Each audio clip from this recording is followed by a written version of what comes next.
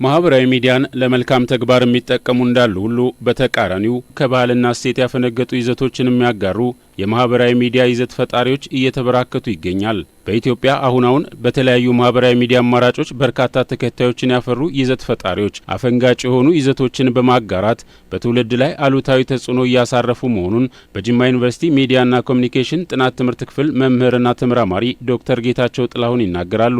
ተጠየቅ ውስጥ የሚከቱ ከስነ ምግባር ከህግ አንጻር የሚያጠያይቁና ደግሞ ግጭትም ሁሉ ሊያመጡ የሚችሉ ነውጥ ሊያስከትሉ የሚችሉ በጣም አሳሳቢ የሆኑ ይዘቶች እያየን እየሰማን ያለ ነው። እንግዲህ ይሄ ከዚህ ከሶሻል ሚዲያው መምጣትና እሱ ከሰጠው እድል ጋር ተያይዞ ያለ ችግር ነው። ብዙ ጊዜ በአሉታዊ ጎን ያለውን ነገር ስለምናይ ነው እንጂ እንደሚታወቀው ብዙ እድል ሰጥቶናል።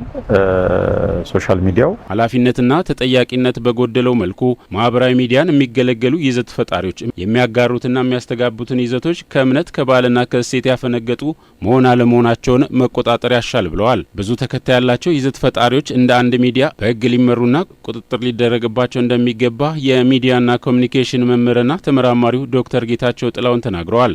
ይህን አይ ቲንክ በዋናነት በሁለት መልኩ ግን መቃኘት መመለስ ይቻላል ብዬ አምናለሁ። አንደኛው ህግ ነው። መንግስታት እንግዲህ በመደበኛው ሜንስትሪም ሚዲያው አካባቢ ላይ የሚጠቀሟቸውን ህጎች፣ ደንቦች፣ ፖሊሲዎች አይ ቲንክ አሁንም ሶሻል ሚዲያው ተጠቃሚም አካባቢ ላይ ማምጣት እንዳለባቸው ነው የሚሰማኝ። ይሄን የሞከሩ ያደረጉ አሉ።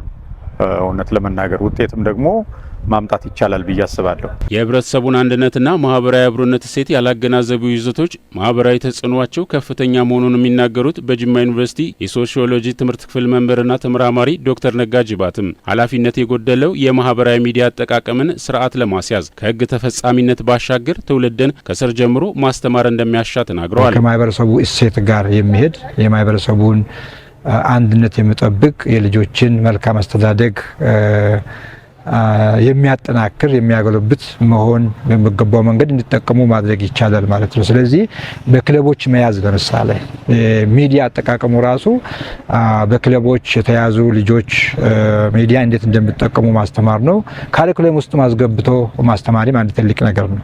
ካሪኩለሞች የትምህርት ቤት ውስጥ የሚሰጡ ትምህርቶች ይሄ የሚዲያ አጠቃቀም አጠቃላይ ደግሞ የመረጃ ስርጭትና አጠቃቀምን ስለሚመለከት መምህራን በየትምህርት አይነቶች ውስጥ እያስገቡ ይህንን ማስተማርና ማስጨበጥ ኢኮኖሚያዊ ተጠቃሚነት ጋር ተያይዞ ብዙ እይታዎች ማግኘትን ታሳቢ ያደረጉ መነጋገሪያና አሉታዊ ይዘቶችን የሚያጋሩ የማህበራዊ ሚዲያ ተጠቃሚዎች ህብረተሰቡ ላይ ማህበራዊና ስነ ልቦናዊ ጉዳት ያደርሳሉ።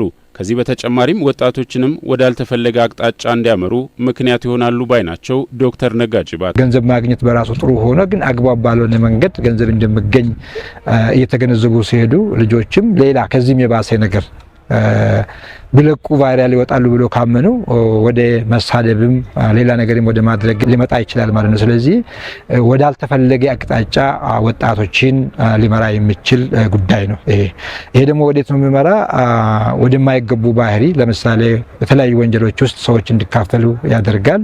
የማህበረሰቡን ስነ ልቦና የሚጎዳ የማህበረሰቡን መስተጋብር ላይ አደጋ የሚያመጣ ሂዶም አንዳንድ ጊዜም ባልተጠበቀ መንገድ በማህበረሰቦች ባህል ላይ ባልተጠበቀ መንገድ ጉዳት የሚያመጡ ነገሮች ሊያመጡ ይችላል። ከአለባበስና ከአነጋገር ጀምሮ እንግዳ የሆኑ ከአብዛኛው ማህበረሰብ ባህልና እሴት ያፈነገጡ ድርጊቶች ከማህበራዊ ሚዲያ ተሻግረው አሁን በተለያዩ ዝግጅቶች ላይ እየተስተዋሉ መሆኑ ጉዳዩን አሳሳቢ ያደርገዋል ያሉት ምሁራኑ ለትውልድ መልካም አርአያ ስላልሆኑ እልባት ሊበጅለት ይገባል ብለዋል። ጉዳቱ ማህበራዊም ሊሆን ይችላል፣ ኢኮኖሚያዊም ሊሆን ይችላል። ከጊዜ አጠቃቀም አንጻር በደንብ ከቁጥጥር ውጪ ደግሞ እየሆነ የሚመጣ ከሆነ ደግሞ ፖለቲካዊ ይዘትም ያለው ጉዳት ሊያመጣ ይችላል ማለት ነው። ስለዚህ ዘርፈ ብዙ ጉዳት ነው ሊያመጣ የሚችል። ተቋማት መንቃት ያለብን ይመስለኛል። ዩኒቨርሲቲዎች ሊሆኑ ይችላሉ፣ ትልልቅ መንግስታዊ የሆኑም ያልሆኑም ተቋማት ይኖራሉ፣ ሲቪክ ሶሳይቲስ አሉ።